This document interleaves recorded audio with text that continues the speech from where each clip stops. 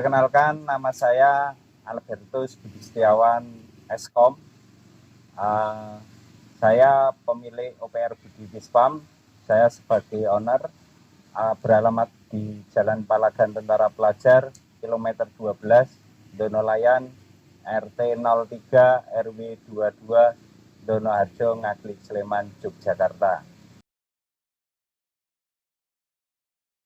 OPR Budi Bispam itu bergerak di bidang distribusi pengiriman benih ikan air tawar ke seluruh Indonesia.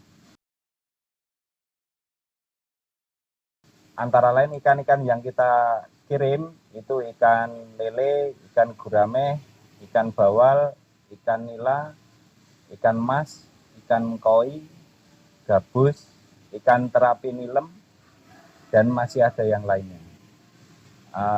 Kami mulai bergerak memulai usaha ini itu mulai tahun 2010.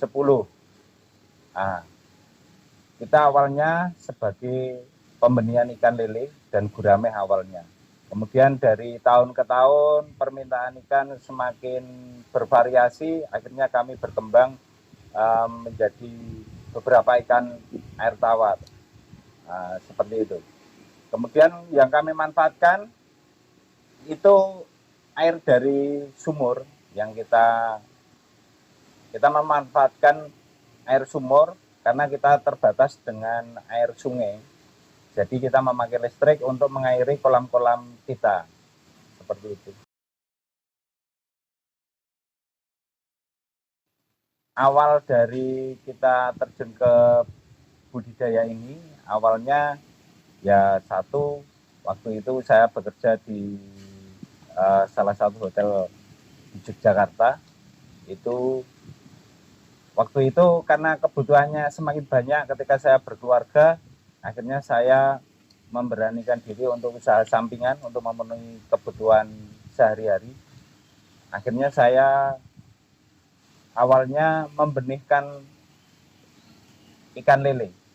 Nah, dari situ, kenapa saya membenihkan ikan lele ya itu tadi yang awalnya karena keterbatasan air. Lele itu kan tidak membutuhkan air yang banyak. Seperti itu, kemudian dari niatnya pembenihan ini, budidaya ikan lele ini, awalnya saya ingin pembesaran. Nah, waktu itu kesulitan, akhirnya saya memijahkan, dari pemijahan itu ternyata tidak sampai besar, benih-benih sudah laku terjual. Itu saya tahun 2009. Nah, dari situ saya mulai menekuni dunia perikanan. Kemudian tahun 2010 itu saya memberanikan diri berhenti bekerja. Saya fokus di pembenihan ikan ini dari hobi yang akhirnya menjadi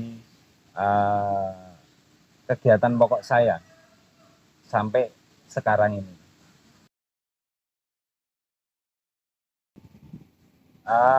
Keunggulan di UPR Budi Bispam yang jelas satu, kami sudah mempunyai sertifikat cara karantina ikan yang baik, CKIB. Nah, itu mulai tahun 2016 kami sudah mempunyai sertifikat cara karantina ikan yang baik. Syarat dari cara karantina ikan yang baik ini ada salah satunya yaitu cara pembenihan ikan yang baik. Jadi secara legal induk yang dipakai pasti sudah mempunyai sertifikat. Sehingga kualitas benih yang dihasilkan itu pasti kualitas yang lebih bagus daripada yang istilahnya tidak jelas dari asal-usul induknya. Seperti itu. Salah satunya kami sebagai pelopor cara karantina ikan yang baik di Yogyakarta. Saya sebagai pelopor, kemudian saya pernah menjadi juara UPR perikanan. UPR itu unit pembenihan rakyat se-Kabupaten Sleman, itu saya nomor 1. Kemudian kami pernah mendapat penghargaan lagi pelopor cara karantina ikan yang baik itu tingkat nasional.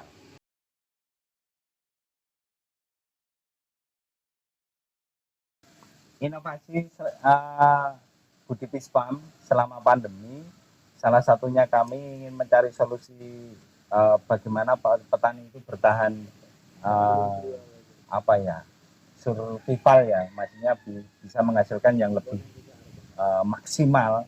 Kami bikin uh, pakan mandiri. Kalau di dunia perikanan itu namanya gebrari, nah itu gerakan pakan mandiri. Kami sudah mencoba dari pakan yang mesin yang dari uh, sederhana, kemudian meningkat menjadi yang di atasnya sederhana, akhirnya yang sekarang kita pakai mesin yang extruder. Intinya kami ingin menghasilkan pakan apung. Waktu itu banyak kendala dari bahan-bahan itu, akhirnya kami juga di samping mencari mesin, kami mencari bahan-bahan itu ada di mana posisinya. Karena bahan utama yang dipakai untuk bikin pakan ini kan tepung ikan. Nah, di situ kami mencari tepung ikan, beli di mana-mana, kok tidak sesuai dengan standar kami. Akhirnya kami bikin tepung ikan sendiri. Akhirnya kami dari informasi teman-teman komunitas, kami menemukan di Tambak Lorok.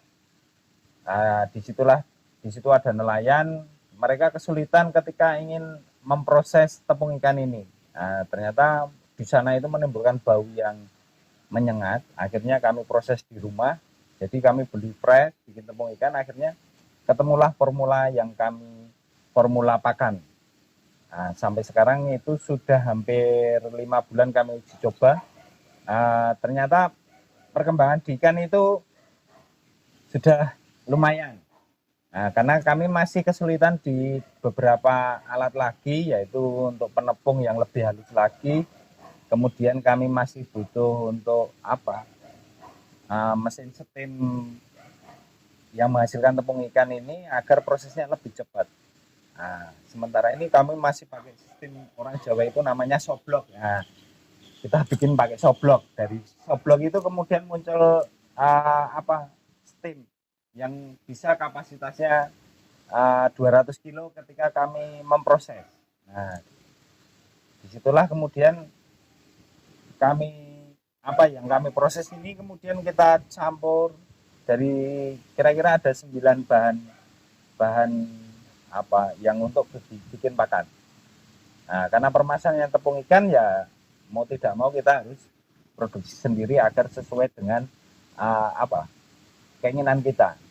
Kemarin sudah diuji cobakan di lab oleh teman kami, itu proteinnya ketemu posisi di angka 32,9%.